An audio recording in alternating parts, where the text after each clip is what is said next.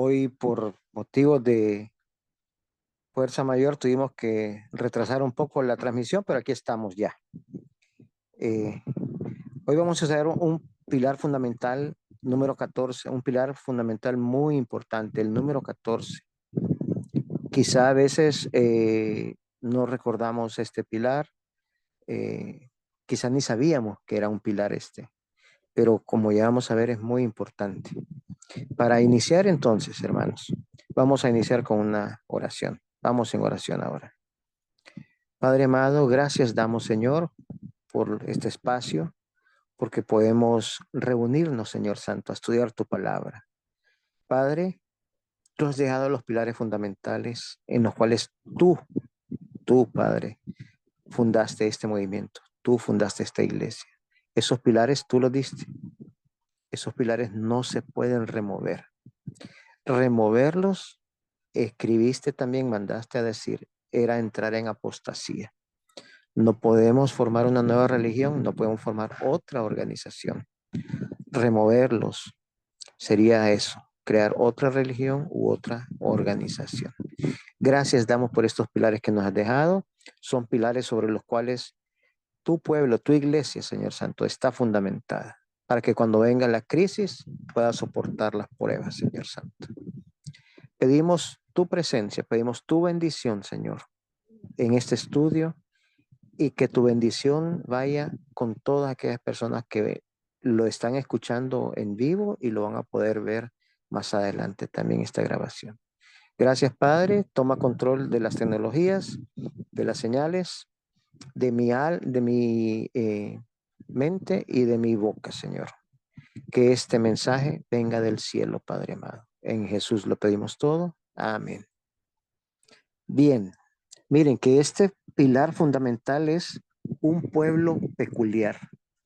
Y por eso dije al inicio que quizá a veces como adventistas se nos olvida o quizá ni lo conocíamos este pilar.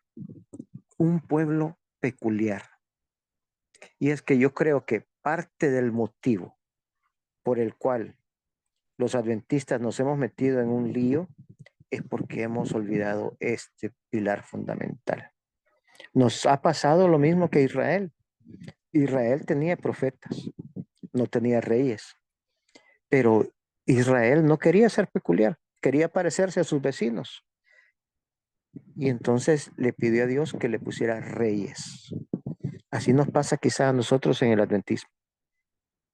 No queríamos ser tan peculiar, queremos parecernos más.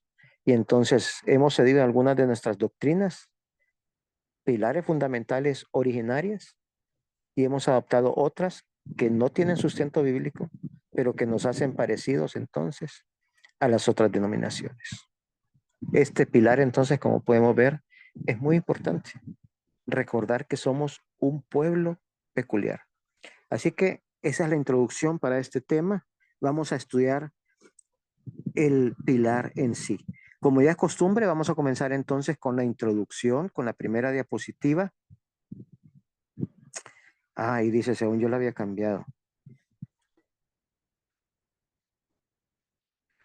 Pilar fundamental número 14, disculpen, ahí hay un error, es número 14. Y dice, como se ha dicho en otro lugar, los adventistas del séptimo día no tienen otro credo que la Biblia, pero se aferran a ciertos puntos de fe bien definidos, para los cuales se sienten dispuestos a dar razón a todo lo que les pida.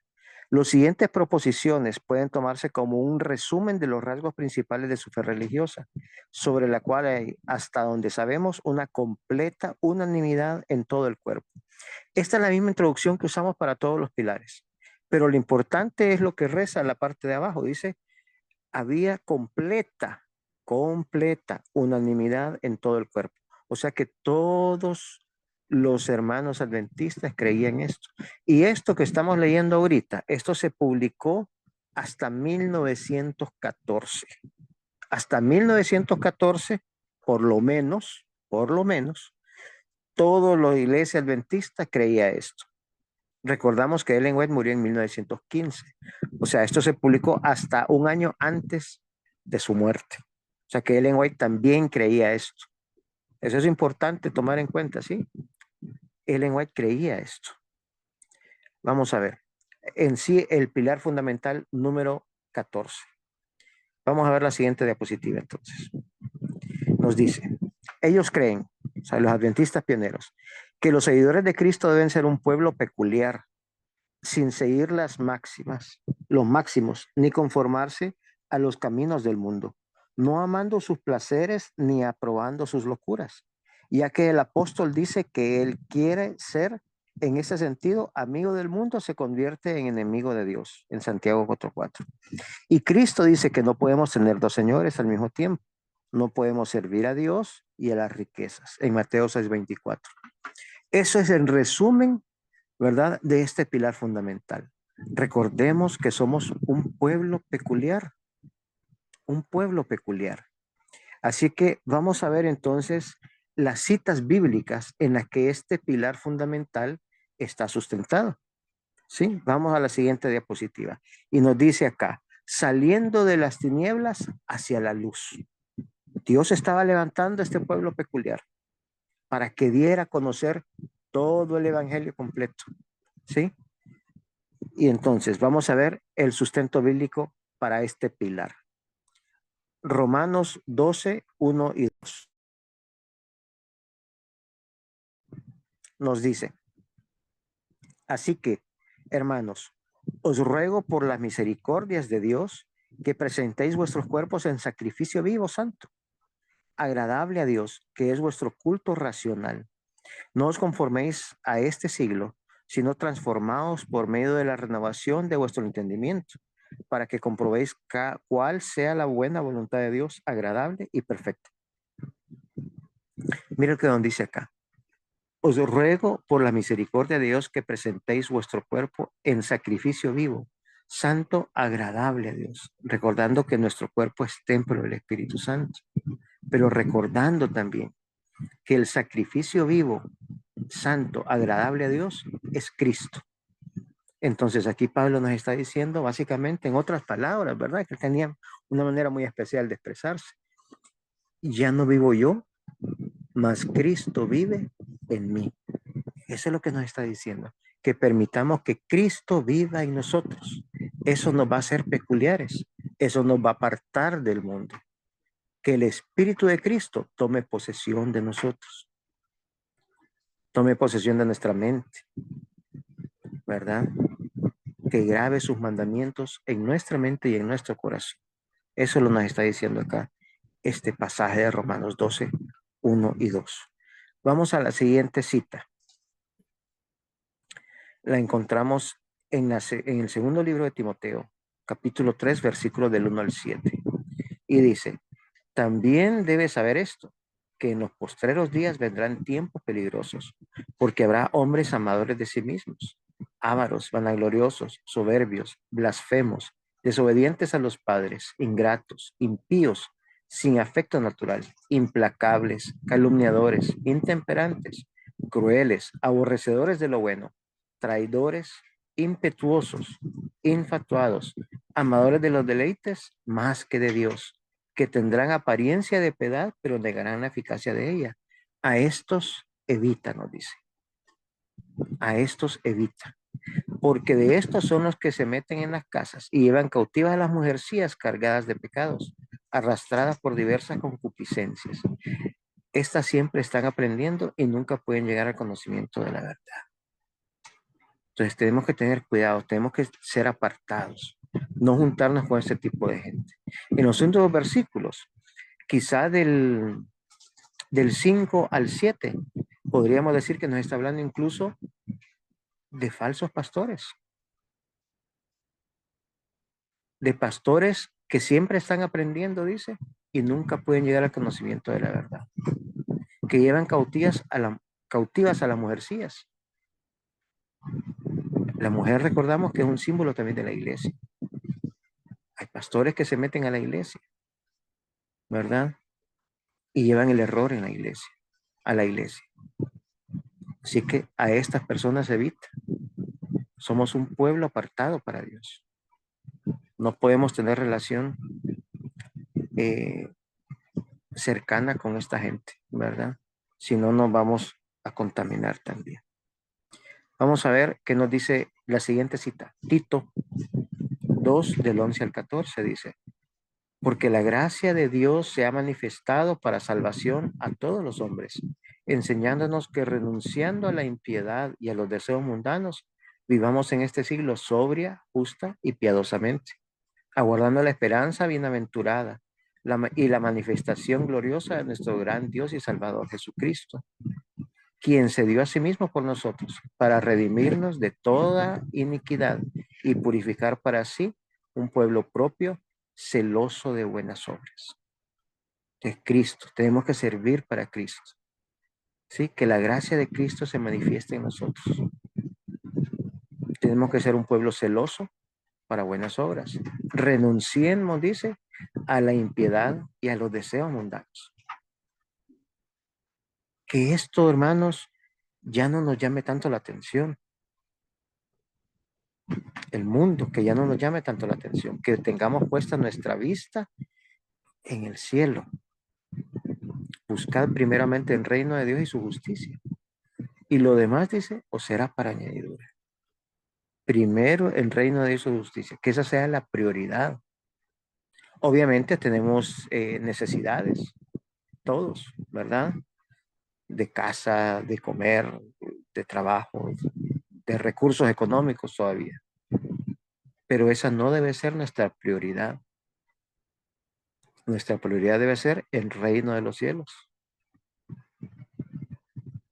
Esa es nuestra verdadera ciudadanía, está allá.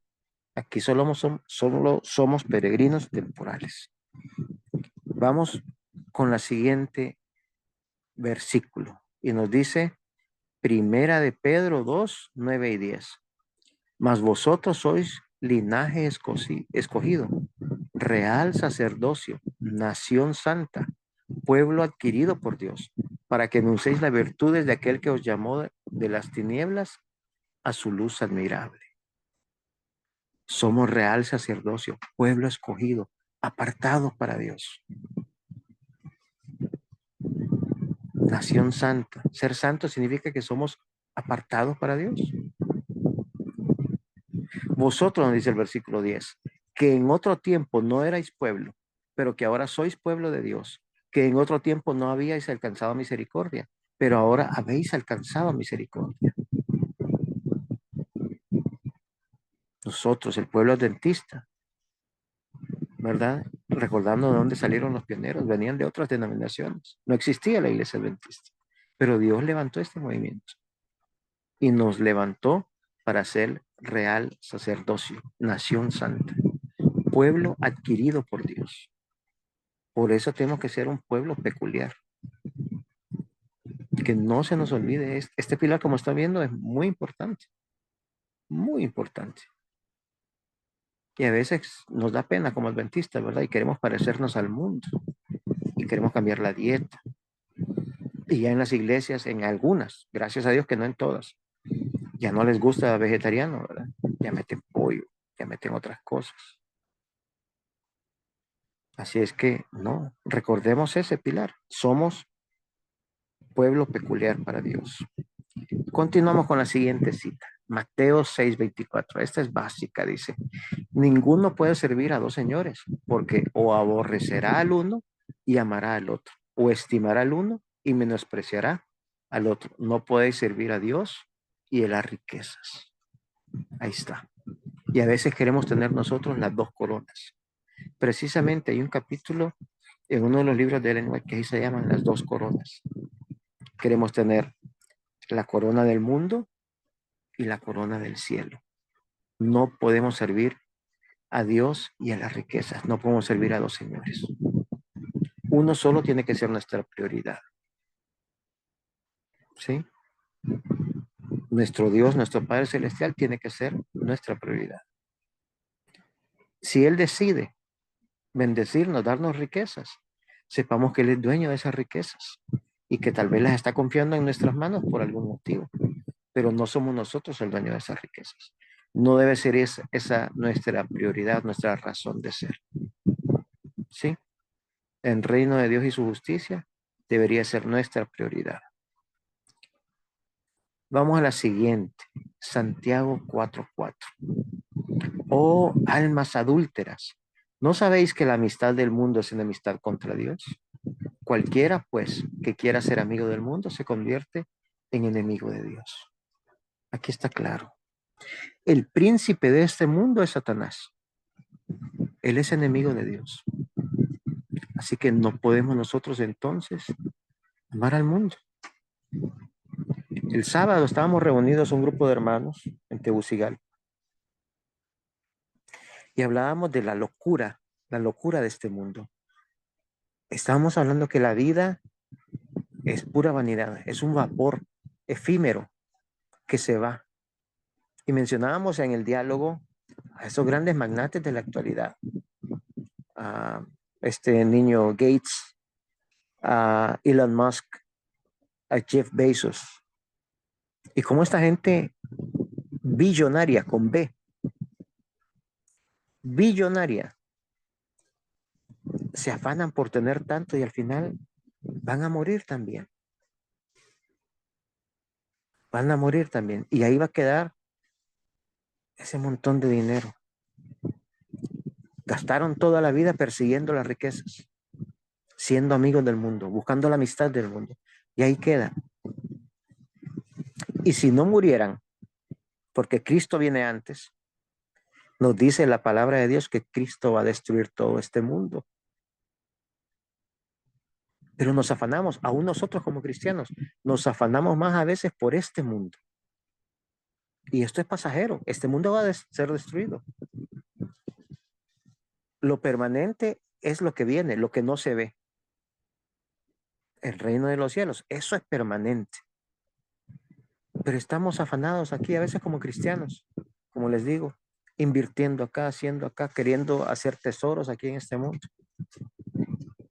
No, le dice, compre Bitcoin, no, invierta acá, invierte en la bolsa acá. Y no invertimos en el banco celestial, que es el que va a perdurar para siempre. ¿Verdad? Así que aquí está el mensaje en Santiago 4:4. Vamos a ver qué más nos dice la palabra de Dios. La siguiente diapositiva. Segunda de Corintios 6:14 y 15. Dice, no os unáis en yugo desigual con los incrédulos. Porque ¿qué compañerismo tiene la justicia con la injusticia? ¿Y qué comunión la luz con las tinieblas? ¿Y qué concordia Cristo con Belial? ¿O qué parte el creyente con el incrédulo? Hermanos, este eh, mensaje aquí es importante. No nos juntemos en yugo desigual. Si hay jóvenes que me están escuchando en estos momentos, recuerde, si se va a casar, si va a buscar un novio o una novia, que sea también un hijo de Dios. No nos podemos unir en yugo desigual. Eso en cuanto a los jóvenes, buscando un esposo o una esposa, pero también a nosotros ya adultos, si emprendemos negocios, ¿verdad? No nos juntemos en yugo desigual. Que nuestro socio sea cristiano también, que tenga los mismos principios nuestros. Si salimos al campo, miren que no solamente es esto, si salimos al campo, por ejemplo, tiene que ser con gente que tenga nuestra misma creencia, porque tampoco vivir en el campo aislado es bueno. Tienen que estar unas 2 o 3 familias ahí para que se apoyen unas a las otras, pero tienen que ser de la misma fe, con las mismas creencias, creyendo también la verdad del Padre y del Hijo. Si no, se hace más difícil todo. No hay comunión, dice, de la luz con las tinieblas. Seguimos avanzando. Primera de Corintios 10:31. Si pues coméis o bebéis o hacéis otra cosa, hacedlo todo para la gloria de Dios, para ensalzar a Dios, para hacer que Dios realce. ¿Sí? También tenemos que diferenciarnos en lo que comemos y bebemos, entonces. No podemos ser igual al mundo. No debemos ser igual al mundo. Recuerdo, ya eso fue hace, 35 años atrás. Estaba leyendo un artículo en una revista de Centinela Y había un estudiante en una universidad muy prestigiosa en Estados Unidos. No recuerdo el nombre de la universidad ahorita. Pero ella estaba estudiando nutrición. Esta joven era dentista. Y entonces uno de sus maestros de nutrición vio que el régimen alimenticio de ella era distinto. Y se interesó entonces en conocer más. Empezó a estudiar esas verdades y escribió un artículo. Es un maestro muy, muy reconocido. Y ese artículo había salido publicado también en revistas muy reconocidas dentro de la Universidad de Estados Unidos, hablando sobre el régimen alimenticio especial de los adventistas del séptimo día. Y le llamó la atención como nutricionista, ¿verdad? En lo que se basaban y todo, y después de la investigación llegó a la conclusión de que era el régimen correcto. Así que en eso también tenemos nosotros que ser peculiares, que sobresalir. Vamos con la siguiente diapositiva. Proverbios 24:9 dice, el pensamiento del necio es pecado y la abominación a los hombres el escarnecedor. El pensamiento del necio es pecado. Tenemos que aprender también a pensar, a cuidar nuestra ciudadela, la mente, pensar correctamente, cuidar las avenidas del alma, cuidar lo que entra en nuestros ojos, lo que entra por nuestros oídos, para tratar de mantener la mente lo más puro posible, para no estar con nuestra mente, estar pecando. ¿Sí? Continuamos. Filipenses 4:8. Por lo demás, hermanos, todo lo que es verdadero, todo lo honesto, todo lo justo, todo lo puro, todo lo amable, todo lo que es de buen nombre, hay virtud alguna, si algo digno de alabanza, en esto pensado. Aquí vemos lo contrario a la cita anterior. Pensar en necedades es pecado, pero aquí nos dice que pensemos en qué, en lo que es verdadero, en lo honesto, en lo justo, en lo puro, en lo amable. Esto enaltece y hace crecer nuestra mente, nos acerca a nuestro Padre Celestial. Todo lo que es de buen nombre, si hay virtud alguna, si algo es digno de alabanza, en esto pensad. En esto pensad. Y está unido, todo esto está unido a aquel versículo, mas buscad primeramente el reino de Dios y su justicia. Dedicarle la mayor cantidad de nuestro tiempo, de nuestros pensamientos en esto. No perder tanto tiempo en redes sociales, más estar pensando en la palabra de Dios, deleitarse en la palabra de Dios, en la Biblia y en el espíritu de profecía. Continuamos con la siguiente cita y la encontramos en Primera de Pedro 4:1 y 2. Dice, puesto que Cristo ha padecido por nosotros en la carne, vosotros también armaos del mismo pensamiento, pues quien ha padecido en la carne terminó con el pecado, para no vivir el tiempo que resta en la carne conforme a la concupiscencia de los hombres, sino conforme a la voluntad de Dios. Cristo dice, padeció por nosotros en la carne. Vosotros también armaos del mismo pensamiento. Recordemos que Cristo padeció por nosotros en la carne y Él terminó con el pecado. Ya no vivo yo, mas Cristo vive en mí. Todo lo puedo en Cristo que me fortalece. Y creer las promesas de Cristo Jesús. El sábado por madrugada en el culto tuvimos el tema de los dos pactos.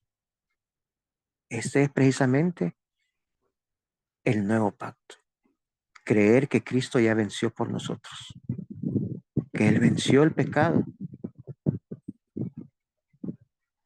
Y hacer nuestra la justicia de Cristo. No solamente para ser justificados de los pecados, sino también para que nos transforme esa justicia de Cristo a nosotros. Y ya no viva yo, Gerardo Guaymín, sino que Cristo viva en mí.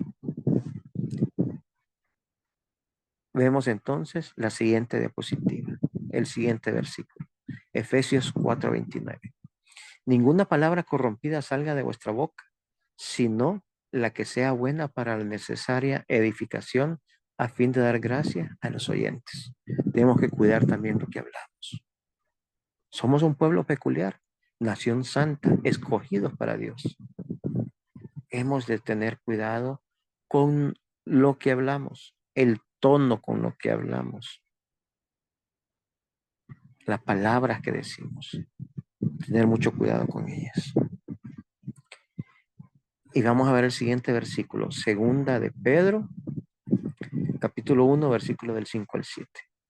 Vosotros también, poniendo toda diligencia por esto mismo, añadid a vuestra fe virtud, a la virtud conocimiento, al conocimiento dominio propio, al dominio propio paciencia, a la paciencia piedad, a la piedad afecto fraternal y al afecto fraternal amor.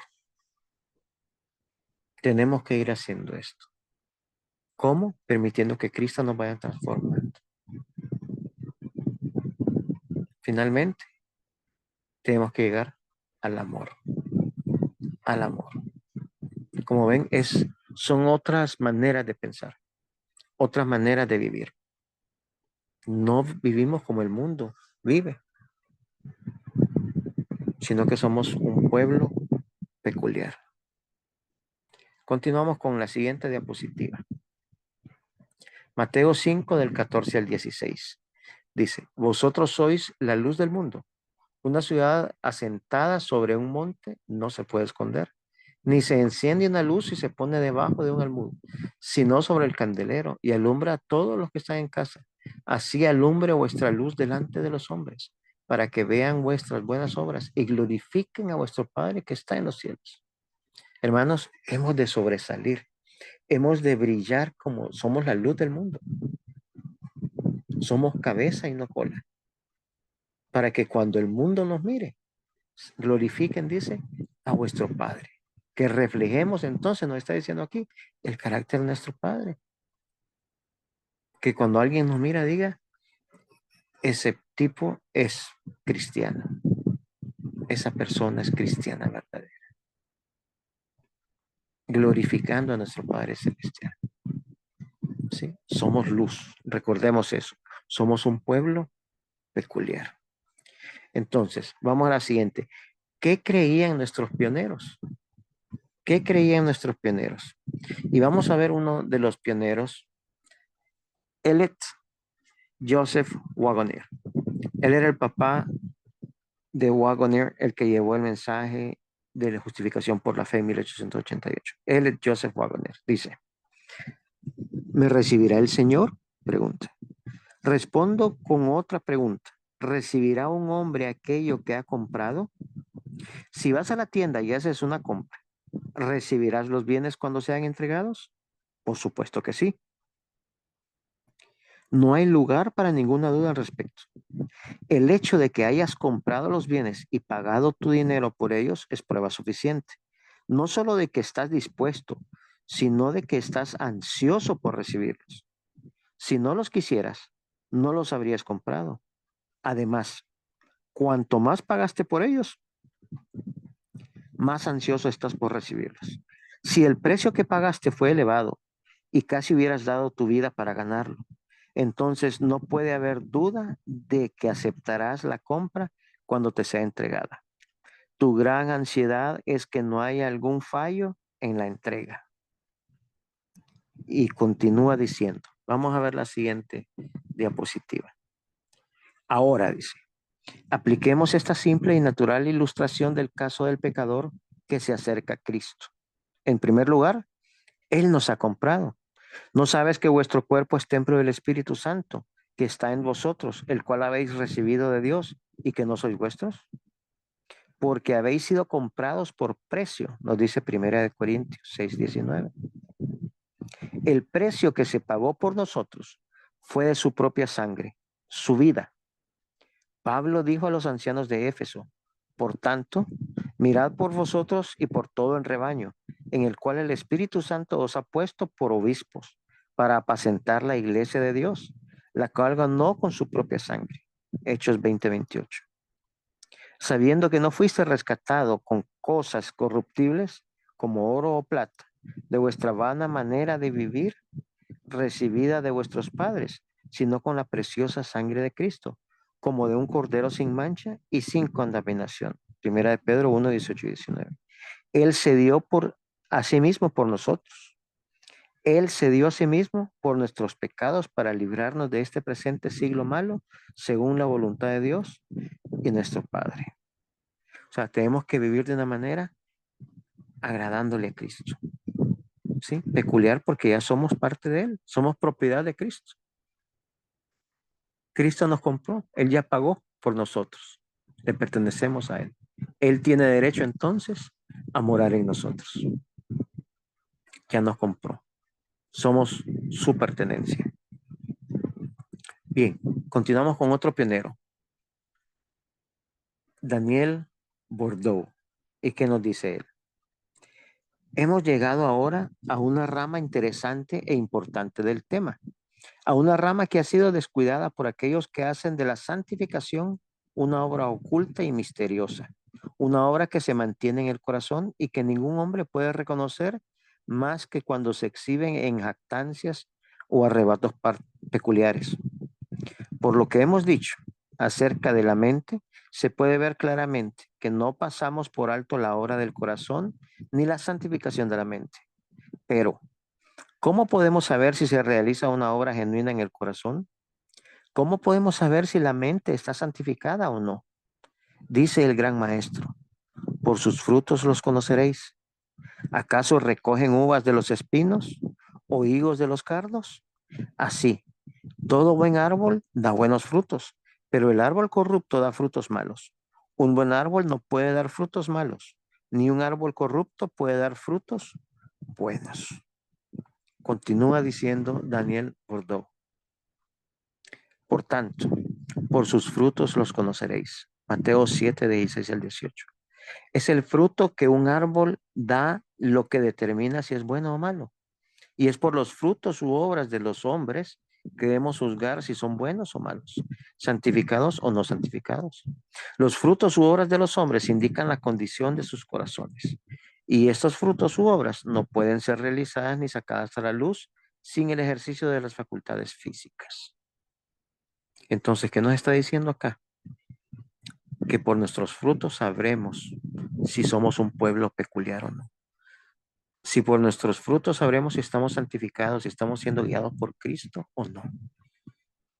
Si no hay buen fruto, pues entonces no seríamos pueblo peculiar, no estamos siendo santificados por Cristo. Pero si hay buen fruto, ahí podríamos decir que sí somos pueblo peculiar, que estamos siendo santificados por Cristo. Ahora, en la siguiente diapositiva viene la otra pregunta. ¿Qué nos dice entonces el espíritu de profecía? ¿Qué nos dice acerca de esto, del espíritu de profecía? Y vamos a ver entonces la siguiente cita. Entonces me señalaron de nuevo los años 1843 y 1844.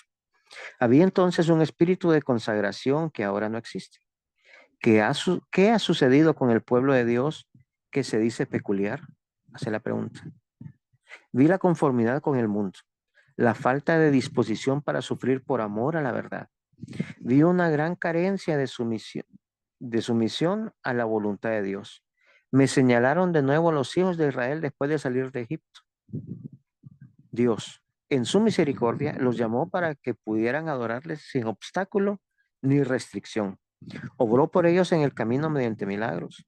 Los probó y puso a prueba llevándolos a los lugares estrechos. Tras los maravillosos actos de Dios con ellos y sus numerosas liberaciones, murmuraron cuando eran puestos a prueba o probados por él. Su lenguaje era, ojalá hubiéramos muerto de la mano del Señor en la tierra de Egipto. Anhelaban los puerros y cebollas de allí. Y continúa diciendo la sierva del Señor. Vi que muchos de los que profesan creer la verdad para estos últimos días piensan que es extraño que los hijos de Israel murmuraran mientras viajaban, que después de las maravillosas obras de Dios con ellos, fueran tan ingratos como para olvidar lo que Él había hecho por ellos. Dijo el ángel, ustedes han hecho peor que ellos. Vi que Dios ha dado a sus siervos la verdad tan clara, tan evidente, que no pueden ser resistida. Donde quiera que van, tienen victoria segura. Sus enemigos no pueden eludir la verdad convincente. Se ha derramado luz tan clara que los siervos de Dios pueden mantenerse firmes en cualquier lugar y dejar que la verdad clara y conectada obtenga la victoria. Esta gran bendición no ha sido valorada, ni siquiera comprendida. Si surge alguna prueba, algunos comienzan a mirar atrás y pensar que tienen un tiempo difícil. Algunos de los siervos de Dios profesos no saben lo que son las pruebas purificadoras. A veces se creen pruebas a sí mismos, imaginan pruebas y se desalientan con facilidad, se hieren con facilidad. La dignidad propia reacciona tan rápidamente que se lastiman a sí mismos, hieren a otros y dañan la causa. Satanás magnifica sus pruebas y pone pensamientos en sus mentes que, si se les da curso, dice, destruirán su influencia y utilidad. Así que debemos, hermanos, recordar que somos un pueblo peculiar, escogidos para Dios, nación santa, real sacerdocio. ¿Pudieron ver ustedes cuán importante es este pilar? ¿Y cómo nos habríamos evitado un montón de problemas si nunca lo hubiéramos olvidado? Si no quisiéramos parecernos a las otras denominaciones y adorar los dioses que ellos adoran. Bien, con eso terminamos entonces este pilar fundamental número 14. Espero que haya sido de bendición, que va a quedar grabado y ustedes lo van a poder estar viendo, estudiándolo. Y recordando que somos un pueblo peculiar. Que Dios les bendiga, hermanos.